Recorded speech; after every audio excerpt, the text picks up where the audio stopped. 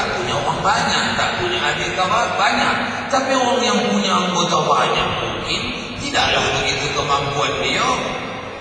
Pak Kepling, ada Pak Kepling, Pak RT, Pak RT dia misalnya, atau Pak Camat lah. Pak Camat lagi banyak anggota dia. Pak Camat dia misalnya, banyak anggota dia. Tentu dia boleh cakap kepada lebih banyak orang. Tentu dia boleh ajak bersama-sama mengamalkan dengan lebih banyak orang.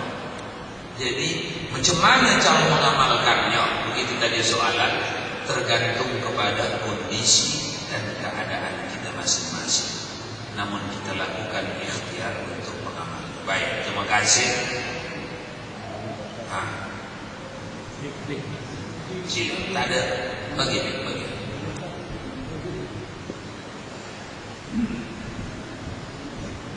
Ustaz, kesempatan yang diberikan ini masalah kasih sayang tadi ini. Kalau kita diwajibkan kasih sayang kepada Nabi Muhammad Allah karena murniannya pada kita. Tapi apakah kasih sayang Allah ke Nabi Muhammad ini sehingga binatang pun dimasukkan ke dalam surga, Pak? Seperti anjing atau apa gitu, Pak? Mohon penjelasan, Pak. Terima kasih. Sekali lagi soalan, apakah karena kasih sayang Nabi Muhammad atau Allah sehingga binatang yang haram pun bisa masuk surga seperti anjing? Apakah anjing mu'allaf itu, Pak? Mohon penjelasan. Terima kasih. Anjing apa? Jangan mu'allaf ya. Mu'allam. Mim. Mu'allam. Anjing yang dah diajar, itu artinya. Jangan anjing mu'allaf ya. Jadi soalan, apakah anjing qitmir, bukan anjing mu'allaf sebenarnya, yang disebut Rasul akan masuk surga itu anjing qitmir. Apa itu qitmir? Ada 7 orang menteri, jauh sebelum Islam datang lagi. Ini di kerajaan Romawi. Ada 7 orang menteri di kerajaan Romawi, bukan Romawi yang perang salib kita itu, tak. Di kerajaan di masa murninya lagi agama Allah yang dibawa Nabi Isa alaihissalam. Manusia masih menganut Injil yang diturunkan Allah Subhanahu wa taala. Oleh karenanya orang-orang yang patuh kepada Injil Nabi Isa adalah mukmin sejati, ahli surga ya. Sebab itu adalah kitab suci dari Allah. Nah, di zaman itu kisah anjing qitmir, Ashabul Kahfi namanya. Ashabul Kahfi ini ialah menteri-menteri 7 orang dari sebuah kabinet kerajaan yang zalim kepada umat. Bersepakat 7 orang menteri mengundurkan diri dari kabinet raja, dari istana raja, pergi. Tapi mereka tahu ancamannya. Bila mereka dapat ditemukan, mereka akan dibunuh aja. Jadi mereka bersembunyilah di dalam gua. Ceritanya panjang, tak maksud kita menceritakan cerita itu. Dalam persembunyian itu mereka tertidur. Allah nak bagi pelajaran kepada generasi di bawahnya, ribuan tahun sesudahnya, termasuk kita inilah. Makanya Allah tuliskan di dalam Al-Quran, ke-7 orang ini telah tertidur selama 309 tahun. Caranya masuk gua, 7 orang di dalam gua itu berkeliling dia. Pas menghadap ke pintu itu anjing mereka, qitmir namanya. Setiap orang lewat macam orang berehat biasa, tidurnya macam berehat biasa. Anjing itu tetap biasalah. Anjing boleh-boleh macam mana anjing boleh-boleh? Lidahnya keluar agak-agak itulah setiap orang lewat dari zaman ke zaman. Jadi orang tak payah ambil kira agaknya dalam apa takut tengok orang berehat dah. Biasalah gua tempat orang berehat. Ada orang lewat ada orang berehat, baring-baring pergi. Sehingga terselamat mereka selama 309 tahun. Bila mereka bangkit, ini sebenarnya Allah nak tunjukkan, bagi Allah sangat mudah meningkatkan waktu. Yang kita rasa bila kita hitung dengan tahun kita, yang kita lewati itu umpama dah beribu tahun, tapi dalam perasaan hanya beberapa menit saja.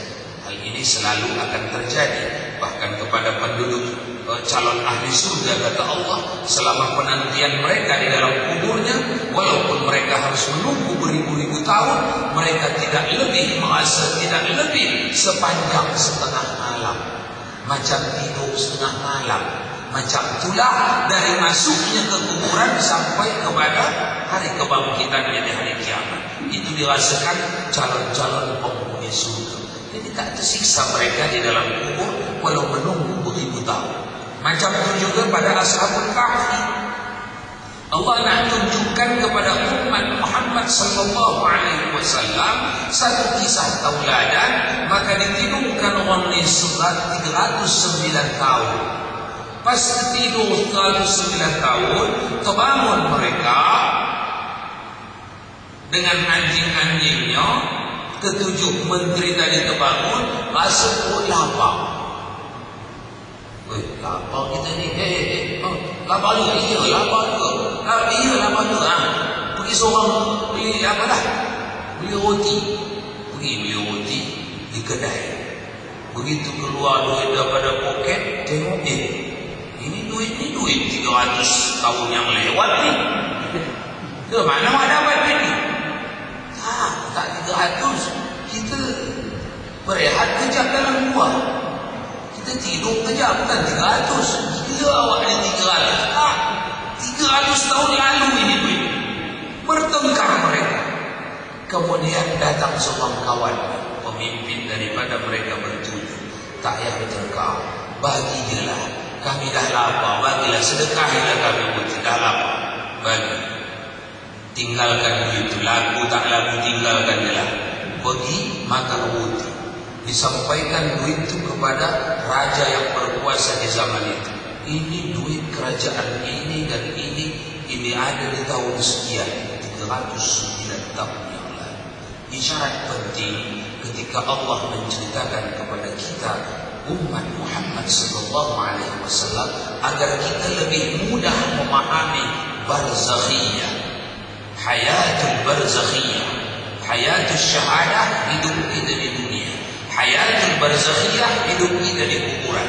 Walau orang tengok hancur, makan ulat, makan kala, makan habis dah, makan ular, tapi pada hakikatnya mereka merasakan kenikmatan kubur atau azab kubur, dan itu mudah bagi Allah.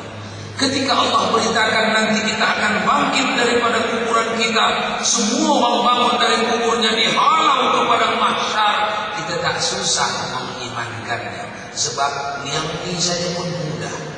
Nah itu maknanya. Jadi apakah anjing dimasuk surga? Iya. Di dalam tafsir Jalalain, Imam Jalaluddin Al-Mahalli menyebutkannya. Kenapa? Apa gunanya diabadikan Allah anjing ini dan diikutkan nanti masuk surga? Agar makhluk-makhluk difaham bahawa setiap hamba yang masuk surga itu bukanlah karena hebatnya beribadah, tapi karena diputuskan Allah dia masuk surga. Kalau ibadatnya yang hebat selama di dunia itu tak mempan itu untuk membeli benda-benda surga. Tapi yang membuat orang layak masuk surga lantaran dah diputuskan Allah dia akan masuk surga. Anjing mitmir tak beribadat sedikit pun masuk surga. Tapi hadis ini bukanlah berarti kita tak payah beribadat lah. Kalau Allah catat nanti masuk surga, masuk juga itu. Ini tersilap. Tersilap. Di mana kita pada perintah Allah, fa'budullaha ka'annaka tarahu, fa in lam takun tarahu fa innahu yaraka. Kita memang disuruh beribadah. Dan orang saleh yang akan masuk ke surga, orang neraka, orang maksiat akan masuk neraka.